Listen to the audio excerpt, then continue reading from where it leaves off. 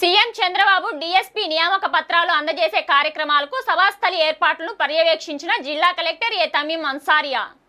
రాష్ట్ర ముఖ్యమంత్రి నారా చంద్రబాబు నాయుడు ఈ నెల 25న వెలగపూడిలో రాష్ట్ర సచివాలయం దగ్గర డీఎస్పీ నియామక పత్రాలు అందజేస్తున్న కార్యక్రమంలో పాల్గొననున్న నేపథ్యంలో ఏర్పాట్లను మంగళవారం పాఠశాల విద్యాశాఖ ముఖ్య కార్యదర్శి కోనా శశిధర్, విద్యాశాఖ కమిషనర్ విజయరామరాజు, జిల్లా కలెక్టర్ ఏ తమీం అన్సారియా, జిల్లా ఎస్పీ వకుల్ జిందాల్, ఐఎస్డబ్ల్యూఎస్పీ ఆరిఫ్ హఫీజ్, సంయుక్త కలెక్టర్ అశుతోష్ శ్రీవాస్తవ పరిశీలించారు.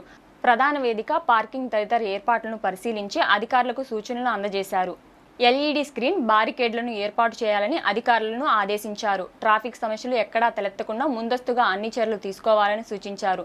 జిల్లాల నుండి వచ్చే అభ్యర్థులకు ఇబ్బందులు లేకుండా తగు సూచనలు, బోర్డులు ఏర్పాటు చేయాలని, తాగునీరు, మరుగుదొడ్లు వంటి సౌకర్యాలు కల్పించాలని అన్నారు.